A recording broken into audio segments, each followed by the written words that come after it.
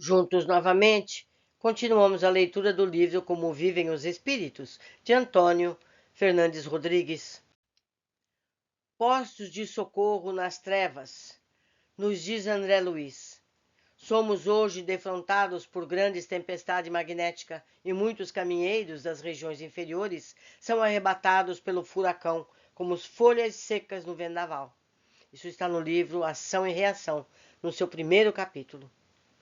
Quando assistimos ao filme Horizonte Perdido, fizemos uma comparação com o gelo e a ventania que vergastavam os sobreviventes do avião sinistrado e a paz e a harmonia do mosteiro que asilara os sobreviventes amorosamente. O interior do templo e as adjacências eram o céu e o exterior dessa área de gelo e vento sibilante era o inferno. Esse contraste chocante é bem parecido com o que é descrito por André Luiz no livro Ação e Reação, no qual ele fala sobre a ventania ululante que açoitava a Mansão da Paz, posto de socorro situado nas regiões mais pavorosas do umbral inferior. Através da janela de material transparente dessa mansão, via-se uma quantidade enorme de criaturas, jungidas umas às outras, vociferando maldições e gemidos de causar piedade aos mais endurecidos de coração. Agarravam-se uns aos outros instintivamente para melhor defenderem-se da tempestade magnética que devastava essa região, carregando consigo lama escura em torvelinho estranho, como se fosse uma treva encaixoeirada. A natureza como que respondia na mesma altura à ira desse povo revoltado que vivia sem destino nessa gleba hostil. Aliás, os fluidos circunstantes respondem aos pensamentos, pois são alterados segundo aquilo que pensamos. As trevas deixarão de existir no momento em que os espíritos revoltados forem transferidos desse local ou se modificarem, emitindo pensamentos harmoniosos. Se as construções espirituais são produto da ação mental, que não é de se estranhar que as trevas ou a luz sejam o resultado dos pensamentos, maus ou bons, dos espíritos que habitam o plano espiritual, ampliados pelos dos encarnados. Os próprios pensamentos, inclusive, refletem-se na própria fisionomia de quem os emite. E disto temos prova aqui mesmo entre os encarnados.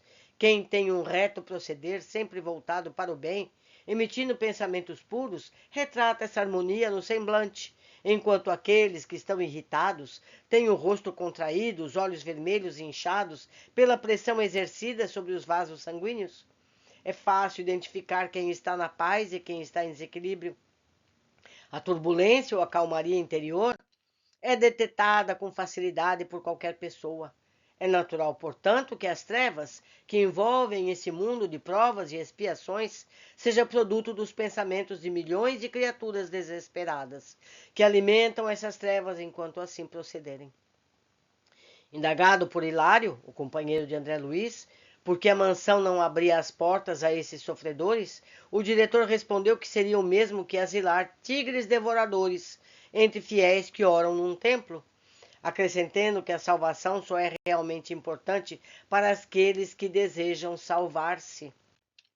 Os caravaneiros dessa cidadela, em amparo aos que já se arrependeram dos erros cometidos, procuram modificar o seu procedimento, identificam os que podem ser recolhidos pelos próprios pensamentos que emitem. Nós somos, na realidade, aquilo que pensamos. Assim sendo, os socorristas não se enganam ao amparar este ou aquele que demonstra por suas próprias condições perispirituais a sua disposição interior.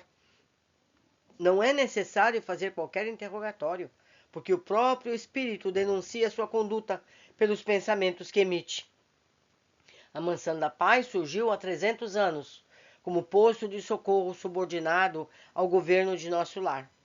É um hospital e escola, que presta socorro e dá orientação, como também prepara os futuros reencarnantes. Nessa instituição, onde os espíritos têm a oportunidade de trabalhar e aprender as sábias lições de Jesus, eles desenvolvem uma tarefa socorrista de imensas proporções. Neste posto avançado de socorro aos desesperados que perambulam pelas trevas, Muitos ceareiros do bem encontram os entes queridos que vagueiam aflitos, ocorrendo, então, cenas de grande júbilo. É impossível descrever esses momentos emocionantes de dois espíritos que aguardam ansiosamente essa oportunidade, que muitas vezes levam dezenas ou centenas de anos, como também aqueles em que uma vítima do passado é ansiosamente procurada pelo réu arrependido e que, pelos anos de sacrifícios, consegue reencontrar e ajudar aquele que lesou, seja qual for o crime praticado. Ninguém consegue realmente elevar-se aos planos superiores sem quitar-se com a retaguarda. É por isso que alguns espíritos, embora tenham progredido muito, desempenham tarefas sacrificiais nas zonas trevosas, na ânsia de encontrarem e ajudar aqueles que tenham prejudicado, mesmo que seja num passado remoto. Porque, de fato, os crimes que praticaram continuam, como mancha, a denunciar a falta cometida, e somente com a reparação do erro é que o Tribunal da Consciência arquiva o processo em definitivo. Poucos avaliam a complexidade dos problemas que causaram ao cometerem um delito. Se conhecessem melhor a extensão do mal que praticam, refreariam seus impulsos animalescos, tornar-se-iam mais humildes, menos orgulhosos, deixando de verter lágrimas no futuro.